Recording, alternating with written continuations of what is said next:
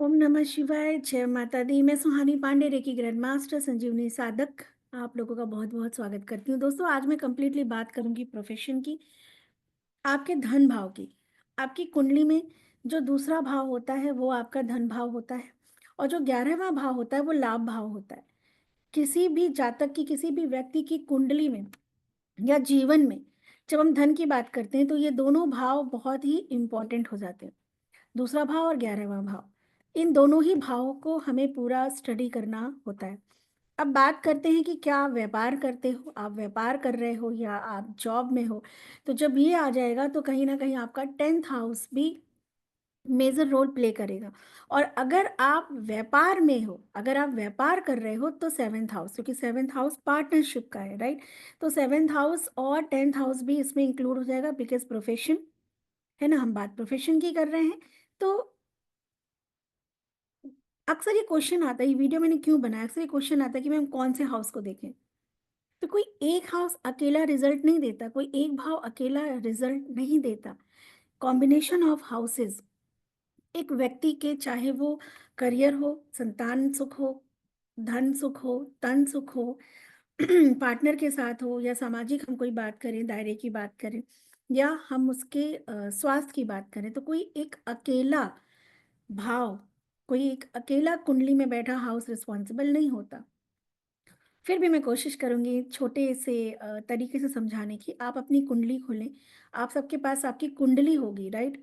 कुंडली में जो आपका दूसरा भाव है उसमें बैठी हुई राशि पहले देखिए, क्या उस भाव में कोई ग्रह भी बैठा हुआ है। अगर बैठा है तो फिर उसका भी एक बहुत बड़ा रोल आपके धन के भाव से जुड़ गया। पर अगर नहीं है, कोई राशि बैठी हुई है, तो उस राशि का लॉर्ड कौन है, वो कहाँ बैठा है। सपोज 1 नंबर और 8 नंबर की राशि है तो उनका लॉर्ड होता है मंगल। 2 नंबर या 7 नंबर की राशि, अगर उस कुंडली में 2 नंबर या 7 नंबर लिखा है तो उसका लॉर्ड होता है शुक्र यानी वीनस।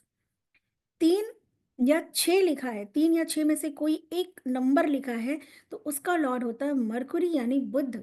4 नंबर लिखा है तो चंद्रमा, 5 नंबर लिखा है तो सूर्य देव। अगर 9 या 12 में से कोई अंक, कोई नंबर लिखा है 2 नंबर भाव हाउस में, तो उसके लॉर्ड होते हैं बृहस्पति देव। 10 या 11 लिखा है तो शनिदेव महाराज। राहु केतु की कोई भी जो है राशियां नहीं होती, राइट। अब आपको देखना है कि कौन सा नंबर लिखा है और उसका लॉर्ड। सपोज अगर 1 नंबर लिखा है, 2 नंबर भाव में 1 नंबर लिखा है, तो उसका लॉर्ड हो गया, जैसे अभी मैंने आपसे बताया, मार्स, मंगल। अब आपको देखना है आपकी कुंडली में मंगल देव कहाँ बैठे हैं। 2 या 7 में से कोई राशि लिखी हुई है नंबर, तो देखना है आपकी कुंडली में शुक्र देव कहाँ बैठे हैं। 3 या 6 नंबर लिखा है तो देखना है आपकी कुंडली में मरकरी, बुध देव कहाँ बैठे हैं। 4 नंबर लिखा है तो चंद्रमा कहाँ बैठे हैं। 5 नंबर लिखा है तो सूर्य देव भगवान कहाँ बैठे हैं। 9 या 12 लिखा है तो बृहस्पति देव कहाँ बैठे हैं, आपकी कुंडली के किस भाव में वो जाके बैठ गए।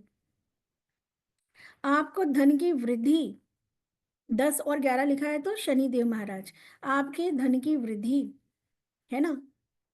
एक्यूमुलेटेड धन जो होता है, 2 नंबर दिखाता है जो आपका एसेट है, आपका बैंक बैलेंस है, जो भी आपका अर्जित किया हुआ धन है, राइट, मेजर रोल प्ले करता है, क्योंकि उसको धन भाव कहते हैं 2 नंबर बॉक्स को। अब उसका लॉर्ड किस हाउस में बैठा है, इसका मतलब ये हुआ कि ईश्वर और परमात्मा आपसे ये कह रहा है कि अगर तुमको धन कमाना है तो तुमको जहाँ उसका लॉर्ड बैठा है वो एक सिग्निफिकेटर है, वो एक एक आपको दिशा दिखाने का तरीका है कि उस भाव से जुड़े हुए कर्म आपको करने पड़ेंगे, ठीक करने पड़ेंगे, राइट। तब आपकी धन की वृद्धि होगी। दूसरा 11वां, 11वां भाव भी बहुत इंपॉर्टेंट है क्योंकि वो लाभ है, वो प्रॉफिट है, ठीक है। तो 11वें भाव में भी ऐसे ही हम देखेंगे कि 11वें भाव में की राशि किस भाव में जाके बैठ गई। जैसे कि प्रोफेशन एक बिल्कुल अलग चीज है। कभी कभी प्रोफेशन कुछ और करते हैं लेकिन धन कमाने के, आने के हमारे और हजार सोर्सेज होते हैं, राइट।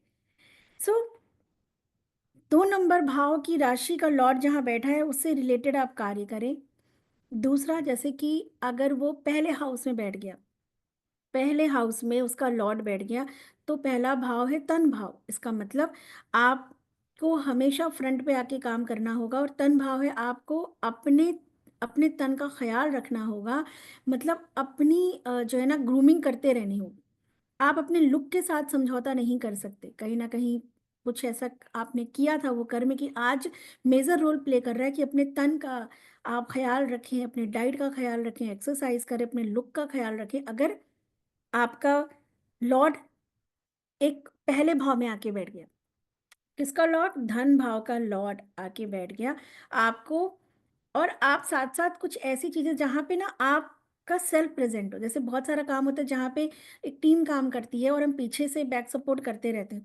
पर अगर आपको पैसा कमाना है और पहले भाव में आपका लॉर्ड बैठा है, तो आपको डेफ़िनेटली सेल्फ ड्रिवन करना पड़ेगा, अपने आप को आगे रखना पड़ेगा, अपने तन का ख़्याल रखना पड़ेगा, और तब जाके आपके धन भाव में कहीं न कहीं सकारात्मक एक बदलाव आप देखेंगे।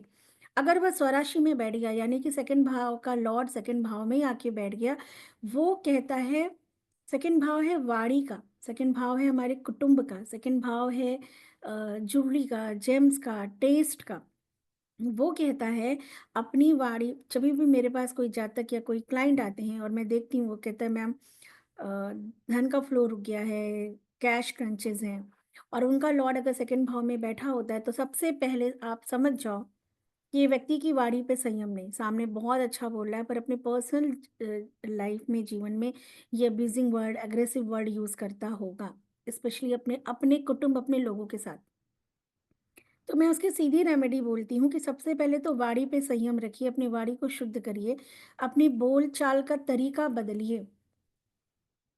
कुटुंब का है तो अपने कुटुंब से बना के रखो, चाचा, परदादा, ताई, ताऊ जो भी शिकायतें हों, लेकिन आपको उनसे बना के रखना पड़ेगा। ये आपके अपने फ़ायदे के लिए, अपने फ़ायदे के लिए 10 चीज़ों को इग्नोर करो। उनके उनके फैमिली फंक्शंस में, उनके इनविटेशन में जाओ, अच्छे से लेना-देना करो, अपनी वाणी पे संयम रखो, राइट?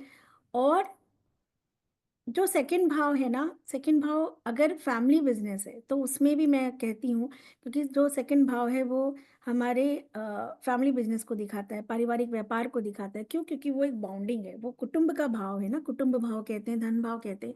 तो कुटुंब से बना के रखो, अपनी वाणी पे संयम रखो। यकीन मानिए आपको लगेगा, अरे!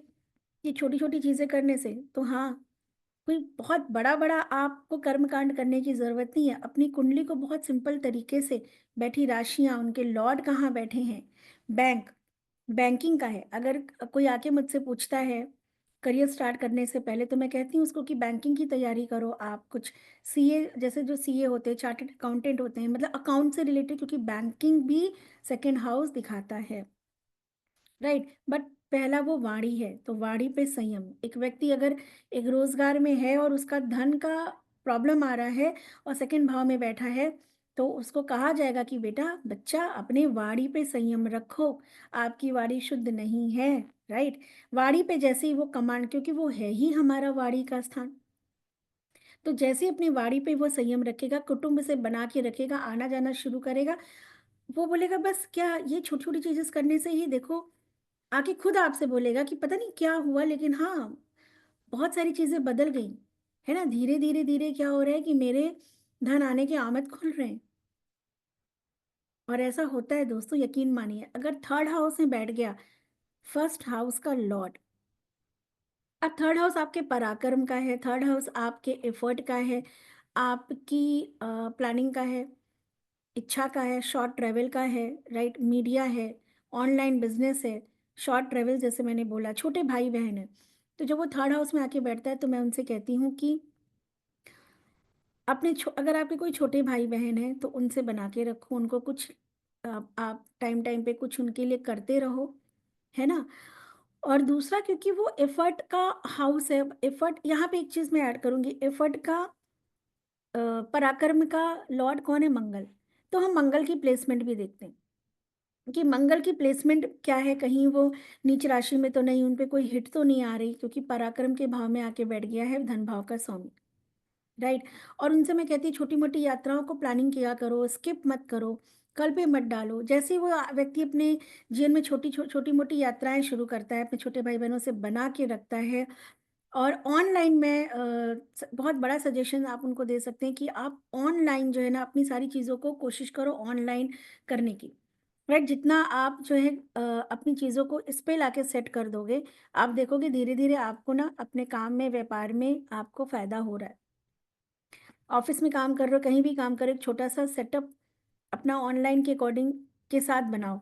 क्योंकि ये ऑनलाइन दिखाता है, ये मीडिया दिखाता है, ये पेपर वर्क दिखाता है। जब भी किसी व्यक्ति के किसी पेपर डॉक्यूमेंट्स की प्रॉब्लम आती है बार-बार, तब भी हम इस तीसरे भाव को देखते हैं और इसके स्वामी के ऊपर। अब एक चीज़ और याद रखिएगा,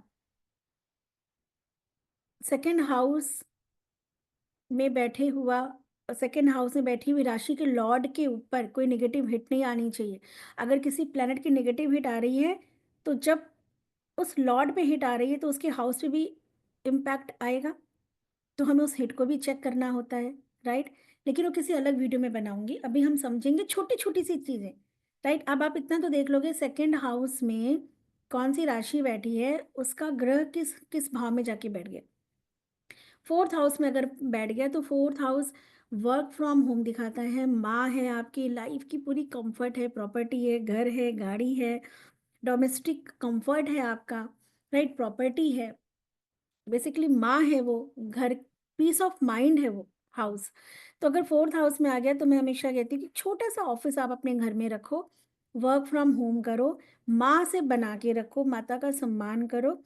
प्रॉपर्टी में आप इन्वेस्टमेंट कर सकते हो, बिकॉज़ आपका लॉर्ड यहाँ आके बैठा हुआ है, तो प्रॉपर्टी से भी आपको धन लाभ होने के पूरे-पूरे चांसेस होते हैं।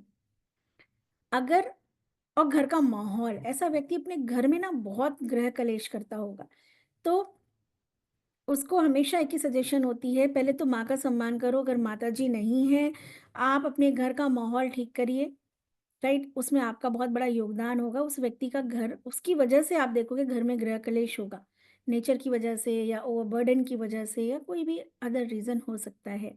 राइट, तो घर में एक छोटा सा एक ऑफिस बना सकता है, वर्क फ्रॉम होम कर सकता है, साथ ही साथ जो भी काम कर रहा है माता से बना के रखेंगे, वो घर का माहौल ठीक करेंगे तो देखेंगे कि कहीं ना कहीं प्रॉपर्टी में इन्वेस्टमेंट करेंगे तो धन का भाव बढ़ेगा। फिफ्थ हाउस में बैठा है, फिफ्थ हाउस होता है संतान भाव, स्किल का है, लर्निंग का है, स्पोर्ट्स का है, क्रिएटिविटी का है, राइट, और लव एंड रोमांस का है।